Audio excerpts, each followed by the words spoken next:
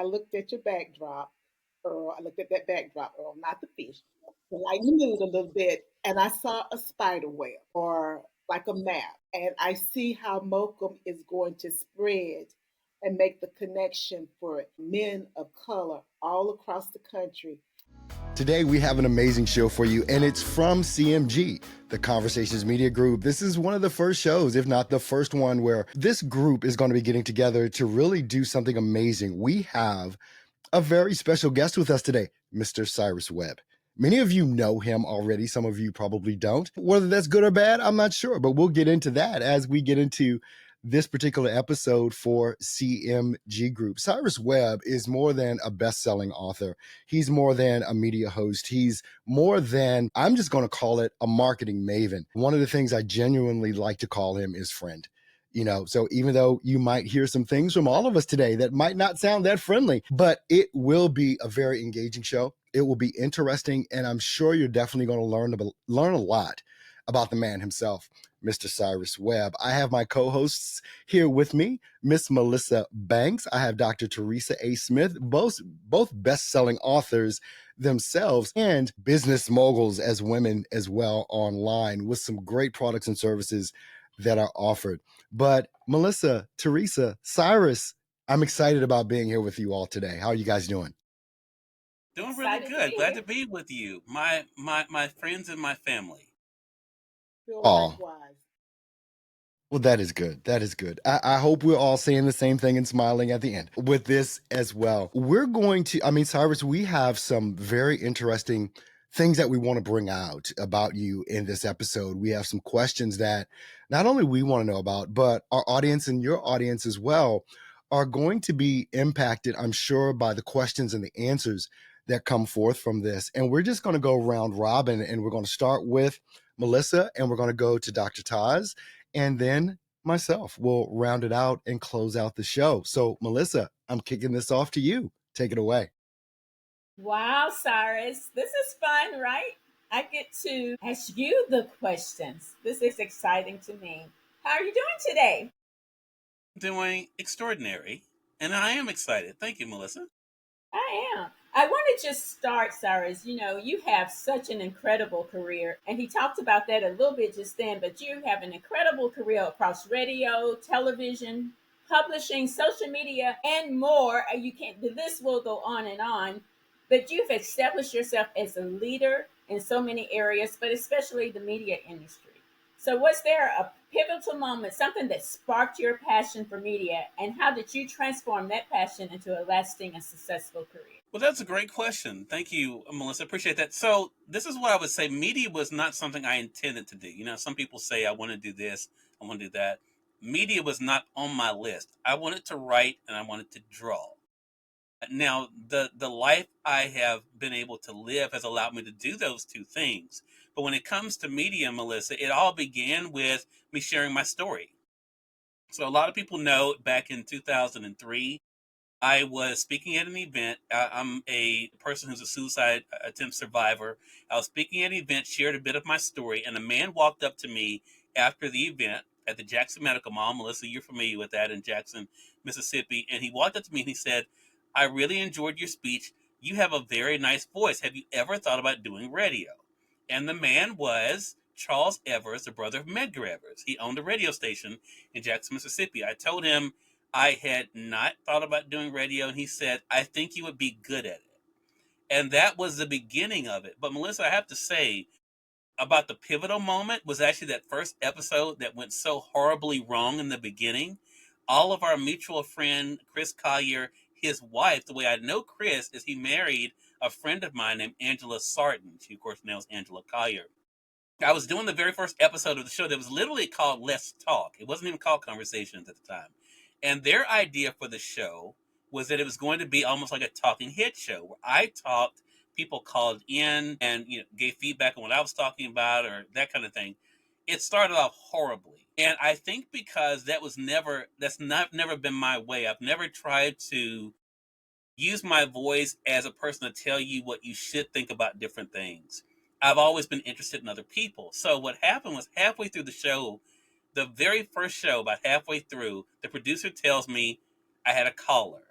and the caller was Angela Collier now, and she was talking about Cyrus. I'm so proud of you. I'm listening to you on the radio, and something told me to ask her one question because Angela was a visual artist. And I said to her, Angela, thank you so much. For those who don't know you, why don't you tell them about yourself and what you do? And when she started answering the question, Melissa, that's when I realized it wasn't about me. The guest was supposed to be the star. And so that was the pivotal moment for me in the very beginning. And I'm so glad it happened on that first episode because I was able to pivot right away and say, no, I'm not supposed to be the one doing all the talking. I'm supposed to have a guest here to share their story. And that was what really changed everything for me. I found it really interesting. You said that that show went horrible, but actually, that show went amazing because it opened your eyes and showed you what you truly should be doing. And that's what's so important. So I would consider that an amazing show, not a horrible show. But that's also a lesson to anyone who hears it is what we think is supposed to be like is not always what God intends for it to be like. So thank you for sharing that with us. Now, Cyrus, let's talk about M.O.C.I.M, Men of Color in Media. I'm so excited about that. And it's such a powerful platform. What was your inspiration behind starting M.O.C.I.M, and what is that you hope people will take away from it? Well, Melissa, I'm going to say something. It may be a surprise to a lot of people. I'm black, and I know, I know, I know. I'm black. I'm a black male. And honestly, in my career, I was very fortunate to have people I looked at like Tavis Smiley on television and radio. People like Michael Baisden that was on. We don't if you turn on television today, we don't have that. But there are people who were there like LeVar Burton that told me, you know what? Maybe it's okay that I could actually talk about books and people would want to listen and they'll watch that, right? We don't have those examples anymore. What I wanted to do with M.O.C.I.M was to show that I wasn't an anomaly, that there were others out there that can show you that regardless of what you look like, and what is happening right now, I think, with the impact that women are making in broadcasting, television, with magazines, and I think is great. But I do think that not just black men, but men of color, which is alluded to in the title, need to be able to say, you know what, I have an example I can look forward to. And I have someone who's willing to share with me how they got to where they got, share their stories, answer my questions. So the M.O.C.I.M movement is, I tell people, will be my legacy project because it not only is going to be a magazine, it's going to be a podcast, and we're going to actually have events as well, all geared in helping men of color be able to not only be able to network with each other, but also support each other and help to expand our audience. So that is really was the inspiration behind it because I realized that I was someone who had found a lot of success and I hope to continue to do that. But I want others to know if this is the path that they want, that there are people willing to help them do the same thing.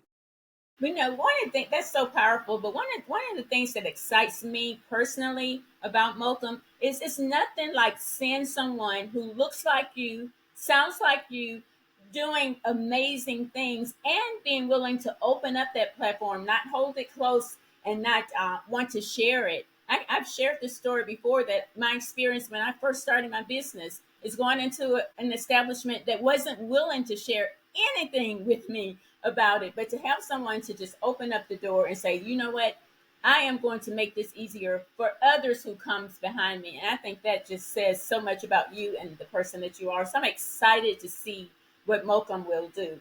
And for my final question is, for young men of color who aspire to work in media but feel uncertain about where to begin, what are some practical steps they should take to get started? And how does M.O.C.I.M provide the support and guidance needed to help them navigate that journey? I love that. So this is really the basis of what I hope M.O.C.I.M does, Melissa. So the main thing is to know that your voice matters. And I think for myself, as someone who grew up being told that I talked white or dressed white, I think that to me is the biggest disservice to anyone because it's basically saying that because you may choose to speak as well as you can, that makes you to an other. And I think instead of realizing that all of us are individuals, right? I'm always been a quirky, nerdy guy. I just happen to be black.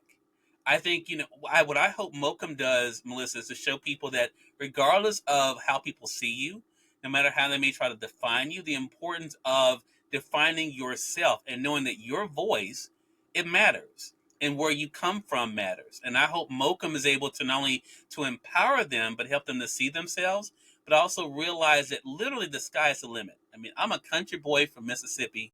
I don't know if you guys know this, even though it is on my Facebook page. I have no college education, no broadcast experience, just a good old boy that never meant no harm, and yet I've been able to do the things that I do.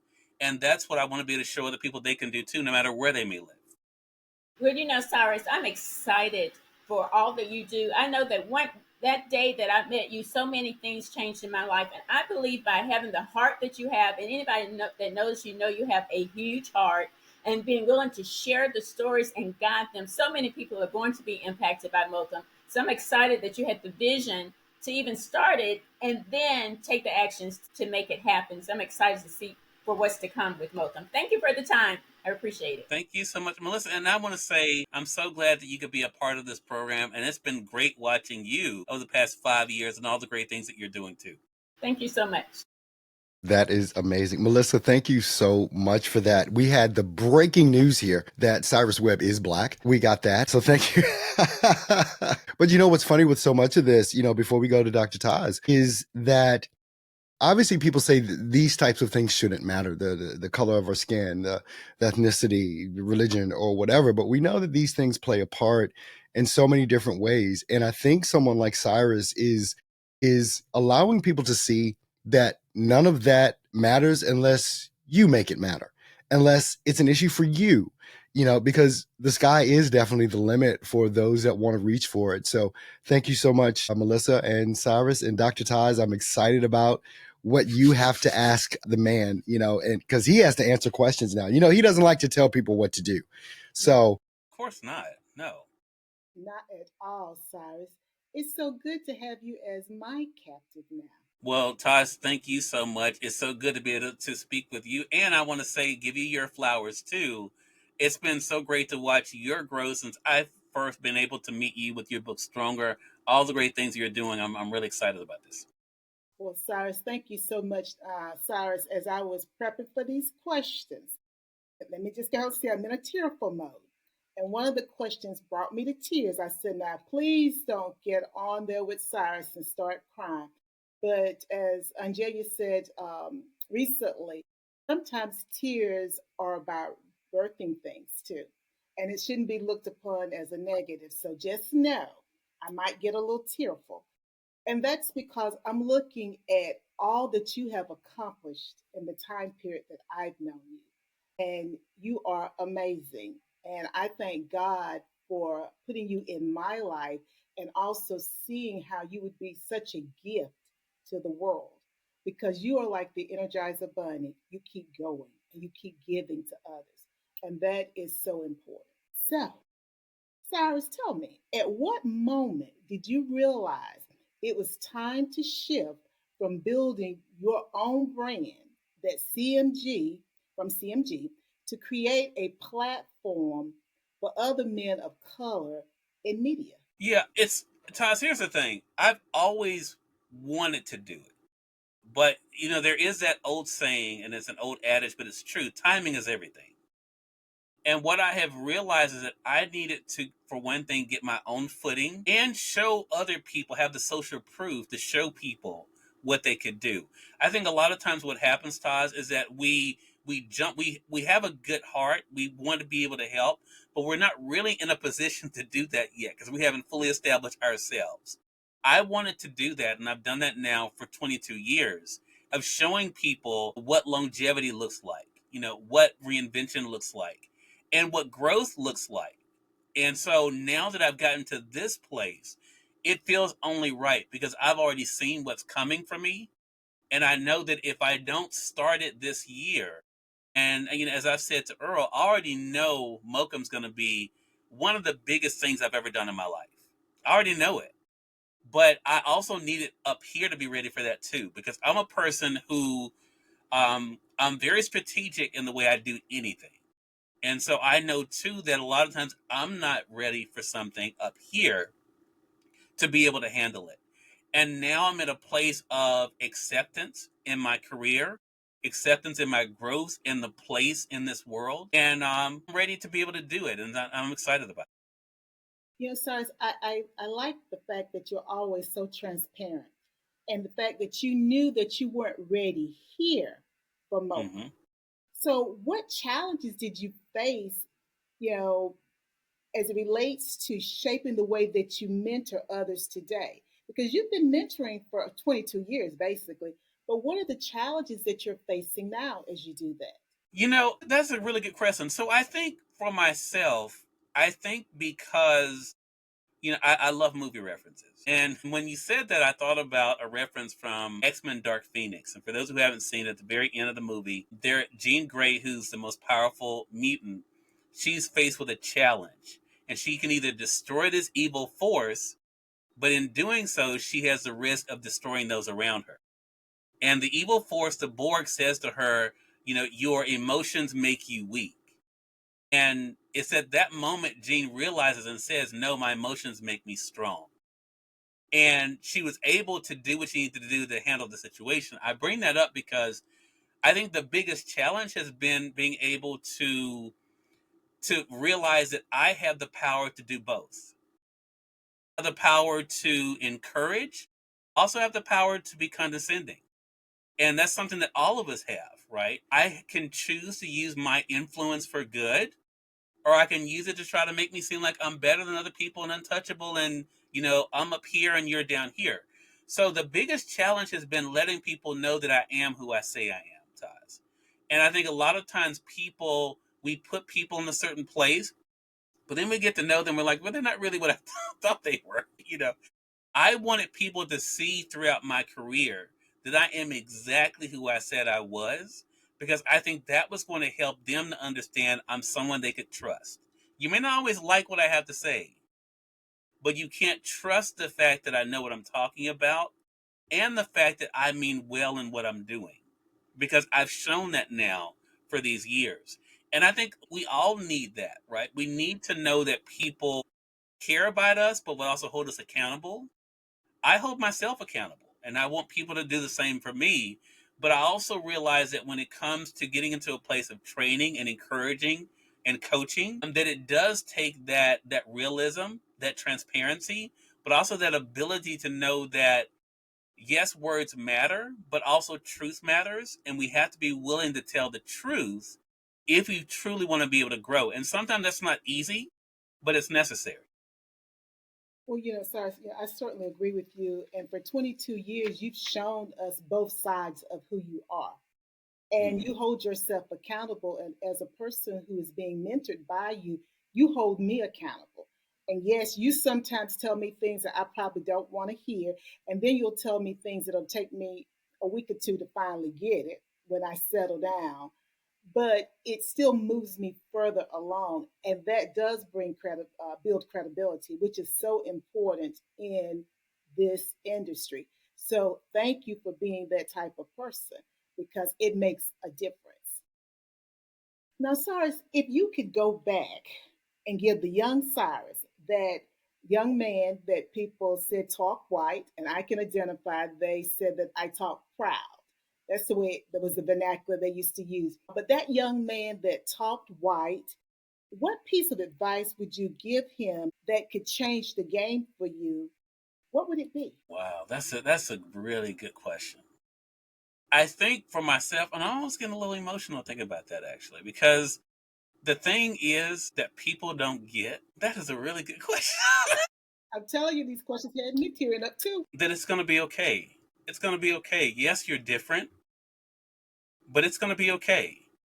And that people aren't just saying that you're good just to make you feel better, that you are good, and it's okay to be good. But don't allow that to make you feel like you're anything more than what you were meant to be. It doesn't make you better than other people, it makes you equipped. I think for myself, when I reflect back on, Just take your time. It's so good. I told you that when I was prepping, I got terrified. When I reflect back on when I wanted to take my life, it's because I thought I was not good. Even though people told me I was, I didn't believe it because I looked different. And, I did things, that other kids weren't doing. I was wanting to read all the time. And if I could go back, I would tell them, it's okay. It's okay to be different. It's okay to embrace who you are. And I think you know what? Even with that being said, now that I'm saying it out loud, I don't think I would have the life I had if I had not gone through it, though. Because I think I needed to see that in spite of even me getting to a dark place, that yeah, I could handle just about anything. But I appreciate that question because that's what I try to be for other people, to let them know it's okay. And to let them know that even if other people don't see it, it doesn't mean it isn't in you. And it doesn't mean you can't do it. And that if you've told yourself that you can't do it because of what some other people are doing, just keep going. It's going to be okay. I mean, that's it. That And that is so powerful, though, Cyrus, just to keep going, that it's going to be okay. It's just so powerful. Now, M.O.C.I.M, how does M.O.C.I.M now provide that support for the next generation of media talent? Yeah. And that's definitely why I know now is a time for M.O.C.I.M, because again, I don't want people to think that I'm an anomaly. That I mean, I'm from Mississippi. It's like, I tell people, and it's not me trying to make myself seen, it's not false humility. It's the fact that I'm not from a place that is known, for just churning out the greatest. Now we've had some great ones come from this state, but I want people to know that through M.O.C.I.M, you're not just seeing my story. I want you to be able to turn and see yourself. Now, I think that is why I really believe so much in this. And quite honestly, I I knew it was not time before because again of what I mentioned about being right up here. Because I've never had a problem with failure. I definitely have a problem with success. And that's part of my own thing I just have. And so I'm known to self sabotage. I've talked about that before, which is an ironic thing. Most people don't have that issue, but that is my issue. It has always been my issue. And so I think, through M.O.C.I.M, I think it really is going to be able to let people see through the pages, through the podcast. This is me, and I can be this. No matter where I am, no matter what people may have said that I couldn't do, I can be this. And that's what I want to be able to do. So, that legacy that you're building is not just about you, it's about lifting others. So, years from now, because as you said earlier in other places, you're turning 50 this year, correct? So, you've been at this for 22 years. So, you started when you were 28, a young man, and you're still going to be a young man because 50 is the new 20. So, your legacy of lifting others years from now, when people look back at M.O.C.I.M, what do you hope is the biggest impact it will be on the media industry and the lives it's touched? Yeah, I think that for me, the biggest impact would be in changing the way we look at those who are leaders. Because I think, for myself, and even, I mean, with my relative success that I have had, we know that there are bigger, I mean, I'm not crazy enough I mean, there are bigger media personalities than me, right? But that's just the thing. I mean, I think that I should be able to say, yeah, but I know about such and such in Colorado who has a podcast that does great. Maybe you haven't heard of them, but we want to give them a platform. And that's what I want people to see. For myself, when I look at some of the people who were role models for me, Taz, I mean, they were people, of course, I didn't know, but I looked at them and thought, I can still see myself doing this, doing it my way, not trying to be them, right?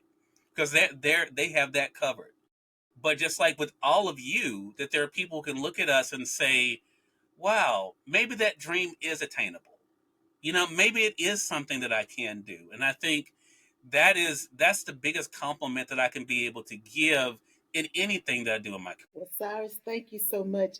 As you were speaking, I looked at your backdrop, Earl. I looked at that backdrop, Earl, not the fish. To lighten the mood a little bit, and I saw a spider web or like a map, and I see how M.O.C.I.M is going to spread and make the connection for men of color all across the country.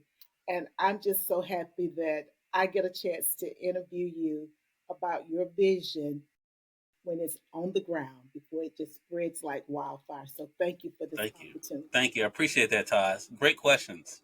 Great questions, Dr. Taz. Great answers. Mr. Webb, we did find out, like all of us know already, Cyrus will say things that we don't like, right? Wait a But minute. it is with a purpose. He'll have Wait, did jellyfish on his desk and we no learn one that? knows why.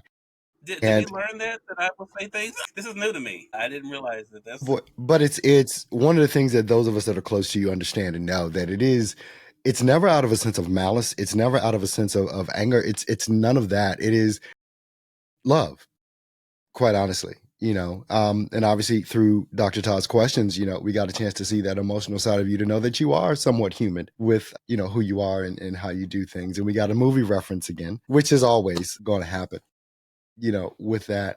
Cyrus, it's my turn now. And so this is an honor for me, not just because I think you're an amazing entrepreneur. You're a great friend and a great inspiration to so many different people, not just us that are interviewing you or in your inner circle. But I'm looking at the growth that you've had over the past 20 years and looking at M.O.C.I.M coming into existence now, in 2025. Explain how you've been able to build such a global audience of not only fans, but guests and celebrities that have now put you in a position to do what you're doing with M.O.C.I.M. Yeah, I think, Earl, that goes to, there's another saying, real recognizes real. And one thing I've never in my professional life tried to do is be anything I'm not. And it's funny that you would ask me that question, because I can remember a conversation we would have when I first started going to Los Angeles, being in my echoey office and doing interviews. But that was just me. I'm a very simple guy. It was working for me.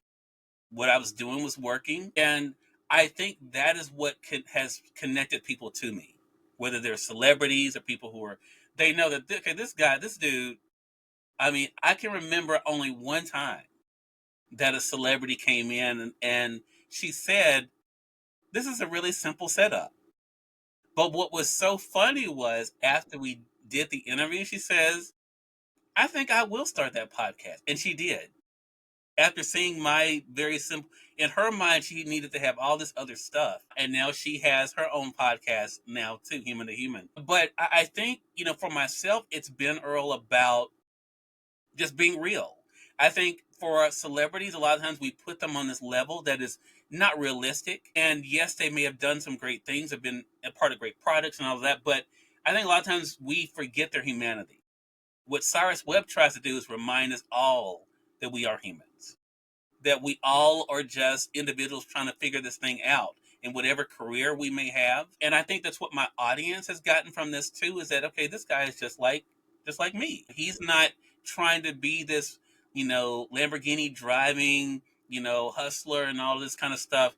I'm just an everyday person trying to figure this thing called life out. And I think that's the connection that my audience feels, and also my guests feel too. And I think that it's going to be very important. I mean, when I think about your beginnings and, going back to stapling, books and magazines together back before there was an Amazon and things of that nature, and not caring about it, but just wanting to put out the work, you know, how do you feel you'll be able to impact those coming to you, especially with your project here with M.O.C.I.M? Because you have a history of bringing and shedding light on people that people have never heard of before. And you do that kind of, it's very different from a lot of different podcasters and people that interview. They want the big celebrities and the big stars, but you start with the regular folk, and that brings you so much. How do you think that's going to impact M.O.C.I.M as well? I think that's what's going to make it so big. And I think, again, that's why I wasn't ready before, because I had things I wanted to do. I'm a planner. as all of you know. And I knew that if it grew into what I knew it was going to be at that point, I would have to make some major sacrifices. Now, every year, that's been one of the things as an entrepreneur I've had to do, and as a human being, that realize that, okay, if I'm taking on something, something has to give. You can't just keep piling on without cutting back. So I had made the announcement in 2023 that I was going to be cutting back on Conversations Live, the radio show, which is my baby. That's what I started 22 years ago. It wasn't going away, but I knew I had to cut back to be able to fulfill my obligation with my on camera work with Amazon and other projects. So the same is true with 2025. It's so funny when I thought about it at the end of last year that it was almost fitting that Blog Talk Radio, the platform that introduced me to a lot of people 16 years ago, was ending, because that chapter of my life was ending, which was then opening up the door for me to have a brand new chapter with what I'm building now and with M.O.C.I.M. So I think that is the big thing for me, or when I look at it, is that for myself now, not only am I ready, I think I'm in a position to really let it be what it's going to be and to be okay with that. For me, I have to sit with something, turn it over my head and say, okay, am I okay with this occupying the space that it does? And can I give myself to it without dragging my feet? And I can now say I am. And it shows with that, which it kind of leads me to my last question. I mean, because you've never traditionally liked to take the spotlight, right? But you're taking that on now in a really big way with projects like M.O.C.I.M and others that you have coming up. What is it taken for you to get over the fear of the spotlight and the power that is bringing to you now? Yeah, it goes to realizing two things, Earl. One, that I know I'm not going to stop. So for someone who's watching this and listening to this, if you know you're not going to stop doing what you're doing, you can only continue to get better and bigger. So that then goes to the second part for me, which has always been the challenge of being able to accept that. Again, using another movie reference with the Matrix Revolutions, where Smith is talking to Neo, and Neo realizes at the end that he has to give up in order to save the world. And when Smith says to him, why do you keep fighting? Neo says to him, because I choose to. But then he also says at the end, it's inevitable. Earl, I realize for me, it's inevitable. I'm not going to stop. I'm not going to get any smaller. And this is only going to get bigger. So I have to embrace that. And whatever that comes with, I have to be ready for that and comfortable with it. And I made the decision back in 2023 that, okay, Cyrus, you have to stop this pumping the brakes. It's time to really put your foot on the gas. And so that's led us to where we are. Well, that's amazing. This has been amazing. I want to thank, obviously Cyrus for taking the time out to do this, or telling us to do it. And, Melissa and Dr. Taz for, just making this a great moment in time for where Cyrus is right now and where he's actually looking to go. Melissa, Teresa, any final thoughts? I'm just excited for you. I think about when I first met you, I didn't know who you were or what you stood for, but I came across your page for the first time, and it happened to be the day before you were doing an event here locally. I walked in, introduced myself. You didn't know me. I didn't know you or what you did. I just knew I wanted to be there that morning. But I felt at home. I felt comfortable. I felt like I had known you forever. That was in 2019. And our relationship has only grown. And you've pushed me. You've made me cry. You've made me angry. You pulled all Wow. these emotions out of me that I was so comfortable with keeping them tucked away. You pull it out, and I'm so grateful and proud of you and all that you've. Well, I should say we're even now because Taz made me cry, which is brilliant television, by the way, Taz. Congrats. Yes. Well, Cyrus, I'm so glad that I could do that, because when I first started doing my first interview, the first set of interviews for Talk with Taz, Transform with Taz, I had my guest crying. I had that young man cry, and then the next person was crying. And I said to whomever, the third or fourth, I hope I don't get a reputation as making people cry. But now, fast forward all this time, and like Melissa, I'm so grateful for Jacqueline Thomas, suggesting that I contact you. And I think that was like November, December of 2018. And we have been together since that time. And I have released so many books since that time. I've done so many things that I dreamed about doing, but I didn't have the person there to push me and to lead me. You've done that. And I'm eternally grateful.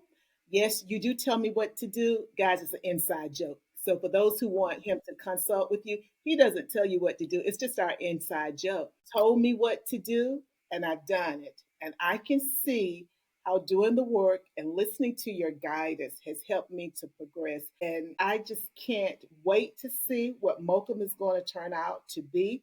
I have ideas also because everything that you touch grows and becomes brilliant. It's amazing. You know, that's your word. It's amazing.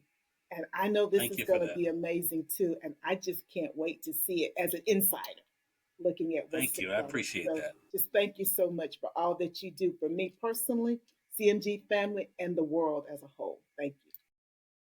Thanks. Well, this Thanks has for been that. amazing. Melissa and I are the only ones that did not cry during this episode. But this has really been impactful for me, just hearing the questions and the answers. It's been powerful because this is a CMG production. I'm sure there'll be more to come with that. So I look forward to that as well. Cyrus, thank you so much for your time, your inspiration, your love, your care, your fussing, you're telling us what to do, all that kind of stuff. You know, we definitely appreciate you for it. To all the watchers and the listeners, make sure you follow any links that are in the description because it'll lead you to different places that you probably need to know about, whether it's Cyrus Webb, whether it's Melissa, whether it's Teresa, myself, the things coming up with M.O.C.I.M and other projects that Cyrus definitely is going to have coming up as well. So for this episode of the CMG Group, we definitely thank you and we'll see you on the next episode. You take care.